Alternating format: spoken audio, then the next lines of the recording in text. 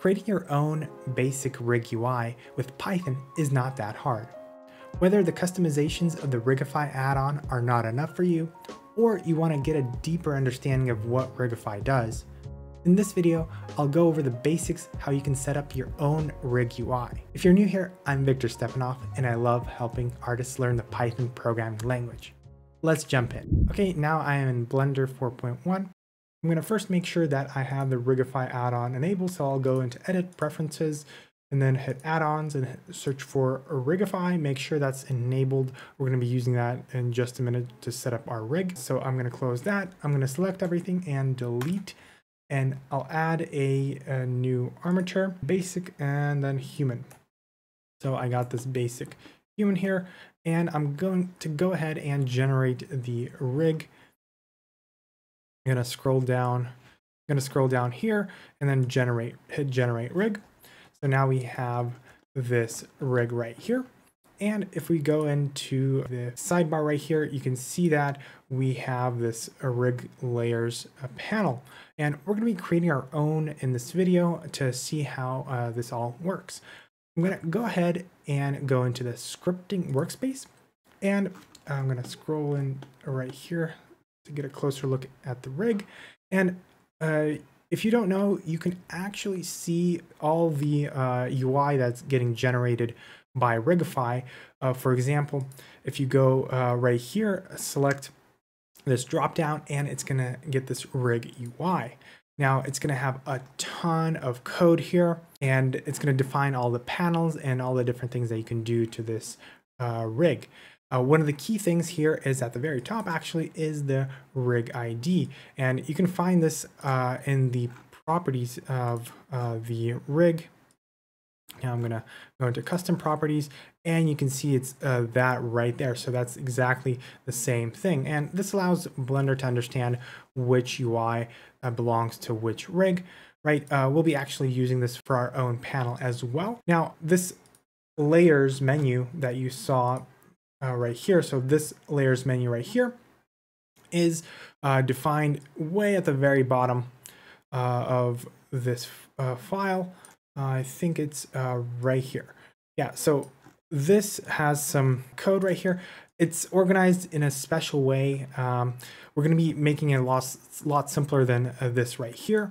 I can just say that this is organized in a way that the user can customize the layout of this particular panel. Yeah, if we go into the meta rig right here, selected in the outliner, and then go into Rigify, and then you can scroll down under the Bone Collections UI, and then the UI layout. So this right here defines this panel right here, and we're going to be creating something similar to this, and just going step by step.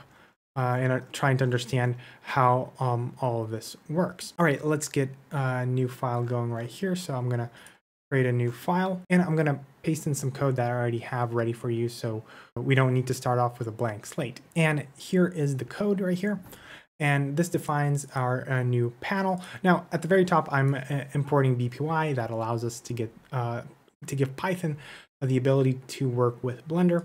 We're getting the panel out of there, so we're making sure that Python knows that we're going to be creating something that's going to represent a panel.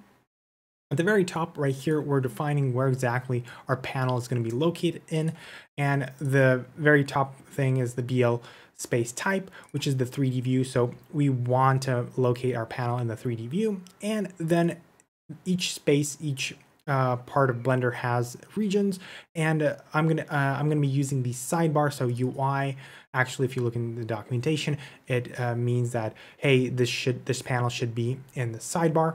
Now the category is actually, or this thing right here that you see on the sidebar. So I want to place it right in the same place as the Rigify layers UI. So I'll be placing it underneath that and under the category item. Now we need our custom name, so we can make sure that our panel has its own name, and that's what the BL label stands for. And we also need to define a custom like internal name for this panel. Now I'm gonna also define a draw method. Now this is going to be doing all the work for creating and drawing the UI. Right now I've written pass right here, so that means that like nothing is going to happen. Basically I'm doing this because if I erase the pass, this is going to be a error from the point of view of Python, so we need to put at least something inside, and I just put pass in there. Now we got the two functions that we need to define for anything that we're adding into Blender, which is the register and unregister functions, where we're taking the name of our panel, and under register we're registering it right here, and then unregistering. So each time, when you click the enable and disable buttons in the add-ons panel, right, when you're enabling and disabling them, you're going to be using this right here. All right, so let's go ahead and run this script. So there's a run button at the top, and as soon as I run it, you can see that this my rig UI has appeared.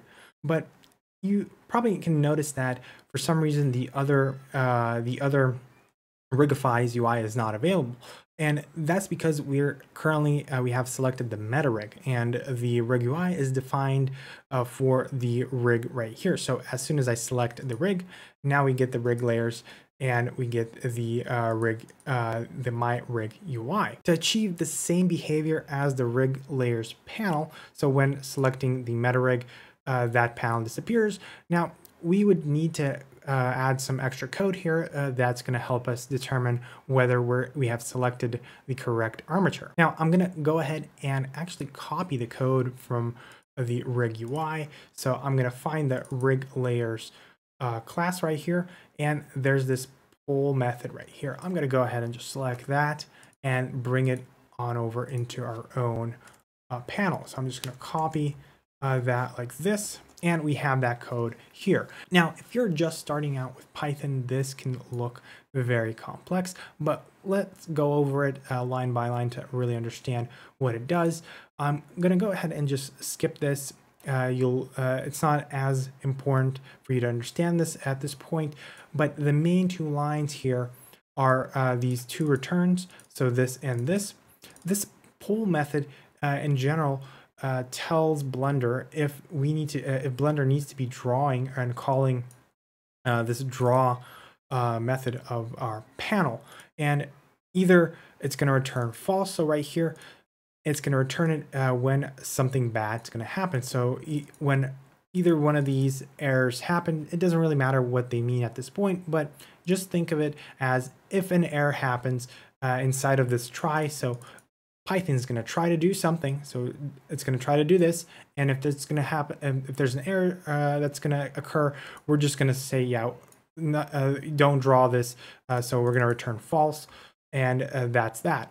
Now, to understand what's going on here, we're just taking and looking at the current context, so what's currently selected, active, and so on, and we're getting the active objects. We're getting the active object here, getting the data of that active object, and looking if there's anything on that object. So remember when I was showing you the rig ID, this is exactly it, right?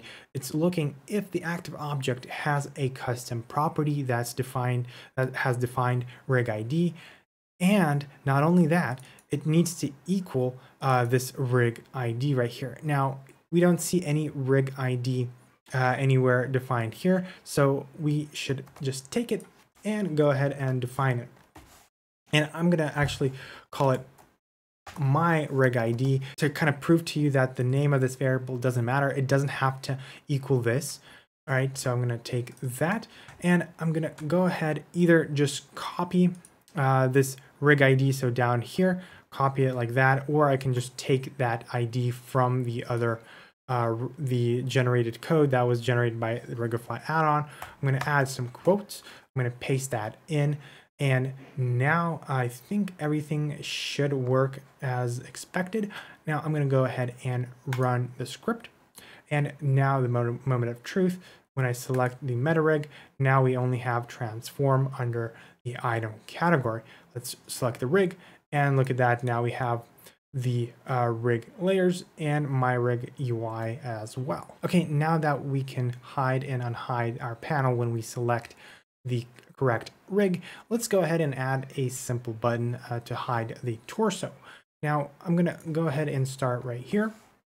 So I'm gonna start adding some code into the draw method right here. And the very first thing that we need to do is we need to get the layout of our panel and get a reference to the column inside of the layout. So I'm gonna just go ahead and get the self layout and then get from the layout, I'm gonna grab a column and I'm gonna call it a current column. So this way, giving it a nice name. Now, let's understand what exactly our button is going to be doing.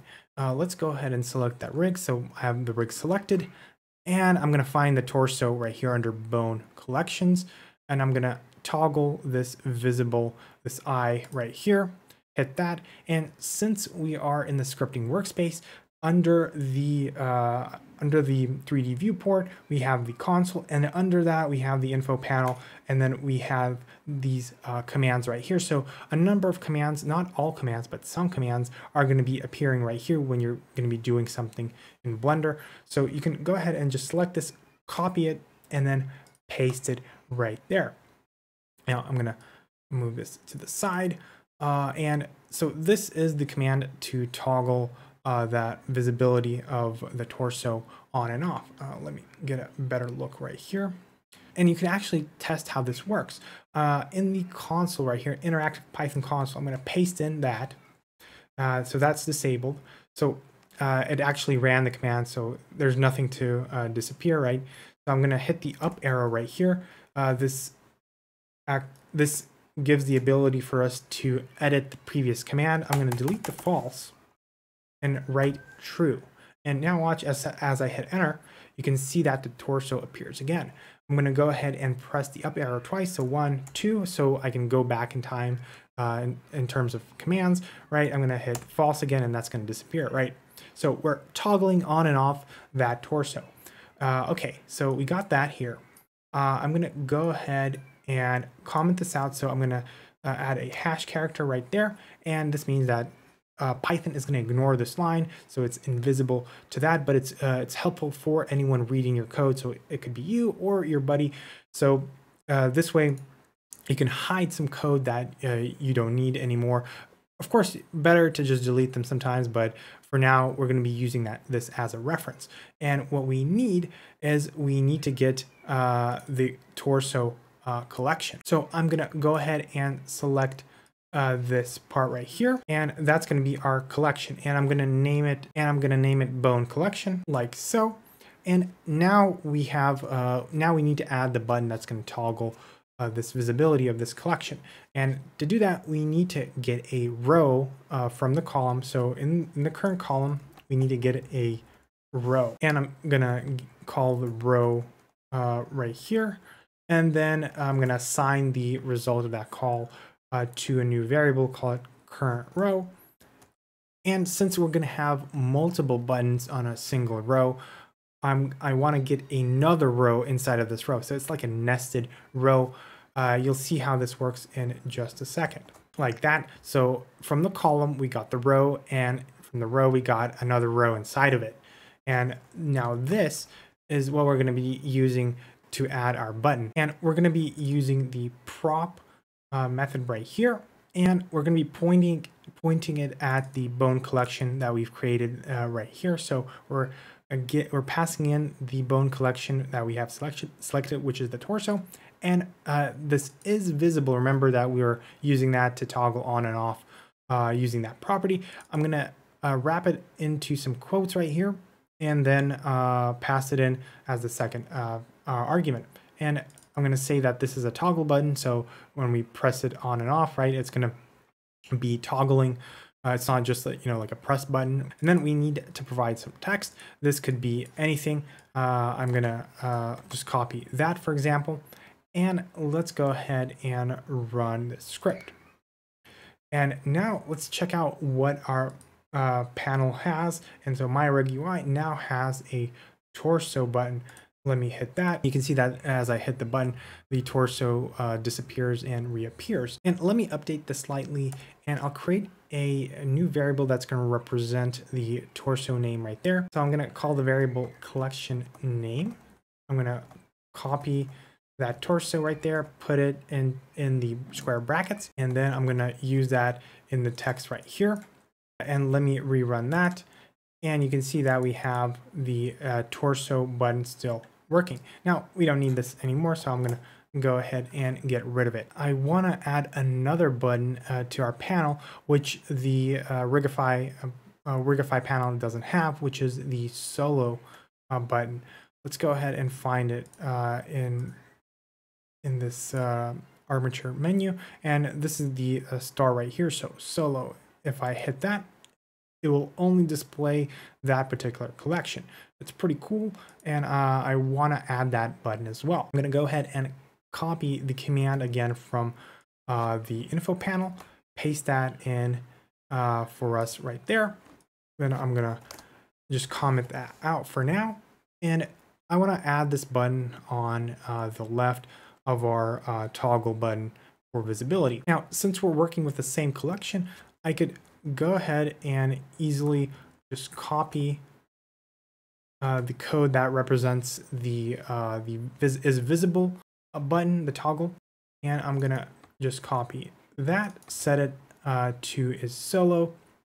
Now we need to provide something better than the same collection name, so maybe name it solo, and this way you can see that we're still on the same row, but we're getting one and then two nested rows that are going to be in the same current row, right? And they're just going to be next to each other. Let me go ahead and run that script, and now you can see that we have two buttons right here.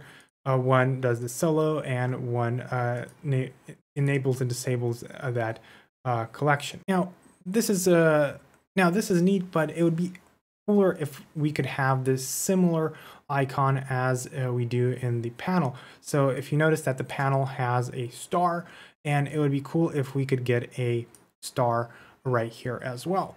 And to do that, we need to remove the text. So the text is going to be left blank, and we need to provide another keyword argument, which is going to represent the icon for this button. And the parameter is actually called icon, but what text should go here? The thing is that Blender has a special add-on that allows us to see all the different icons and what the text represent. I'm going to go ahead and enable that add-on right now, going into Edit, Preferences, and then search for icon, and then under Development Icon Viewer, I'm going to enable that right there, close that panel, and right above the interactive Python console, you're going to see this icon viewer button. And now I'm going to go ahead and search for solo, and you can see that there's these two icons. I'm going to go ahead and select one, hit OK. I think that copied it. Yeah, so solo on. So just selecting it and hitting OK, and it gives you the correct name. Let's check. Let's see if this works for us. I'm going to rerun our code, and you can see now I have a cool icon button right here. I'm going to use that, and you can see that this now works. Now, if you're enjoying this video and learning something new, make sure to hit the like button so I can understand to make more videos like this. And if you have any questions as we're going through this video, make sure to drop them in the comments below. Actually, before I forget, I wanted to update this ID right here, similar the way that the Rigify add-on does, and it adds this right here to the name. So this way we can have multiple of these panels. I'm gonna go ahead and add an F in front of this text, and this allows me to use some curly braces and use variables inside of a given string. So you can actually use check this in the interactive Python console. Let me just plop that inside. So if I just do this, you can see that nothing really changed, right? It's just like that that piece of text with some with some curly braces. Now, if I add F, this tells Python, hey, that's something special. And it's trying, it will find those braces and replace the values inside with that. All right, so yeah, that's what the F stands for right there. Now, let's go ahead and add another button to our panel.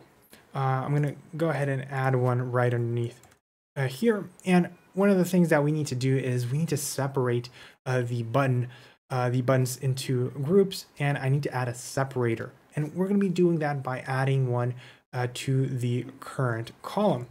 So I'm going to take the current column and I'm going to call the separator right here. And let me go ahead and run that. And actually now I have two of these because this is a different, this is now a different name. Let me go ahead and rename this to my rig UI 2. And now it's this one right here. I'm going to hide this for now. I'm just going to keep it here for now. And if this is annoying for you, then you can just restart Blender and it's going to clear it up for you. All right, so let's go ahead and add another button. And I'm going to add the arm, the left arm. And let's go ahead and I'm just going to go ahead and copy this. Like that. I'm going to remove this part right there. And I'm going to update this right here. You can easily just get the right name, either just copying from here. Like that. I'm going to place it right there and rerun the script. And now you can see now I have another button. Let's go ahead and toggle that. And you can see as I hit that button, it toggles it. I can solo it the same way as I did with the torso. Now, let's go ahead and add the right arm. And to do that, we're going to be staying on the same row, right? So we don't need to create another row on the current column. We're going to be creating another nested row. And to do that, let's actually just go ahead and copy this. So we don't need another row. And let's move this to the side. So we got the right arm. So we're getting that collection. And I actually want to make it symmetric. So I want to have the solo button on the sides of the panel, right? So it looks nice and cool. I'm going to select that, remove that, paste that. So that's the right arm. So the visibility button is going to be in the middle, and then the solo button is going to be on the side. And I think this is going to work. Let's go ahead and run that script. And now you can see I have this panel with the two solo buttons and the toggle button. So I can toggle, and you can see I can solo this as well. All right. Okay, a challenge for you at this point. Try to create another set of buttons and add maybe the legs or some other collection of bones to see how this is going to work out. Now, one thing that you might notice is that this is going to get pretty repetitive, that we're going to be just copy pasting this over and over again, and this is not going to be great. Now, for my email list subscribers, I'll be creating a extended version of this video where I'll explain how you can actually make this more compact, and it's not going to be organized by just copy pasting over and over again. And if you want to see that extended video, I'm going to leave a link in the comment to subscribe to my email list, and you'll get the extended video for this particular tutorial. But if that's not something you're interested in, you could also check out another video I did on creating a panel that's not connected with any armatures. It's just adding some buttons. And if you're interested in that, check out this video right here.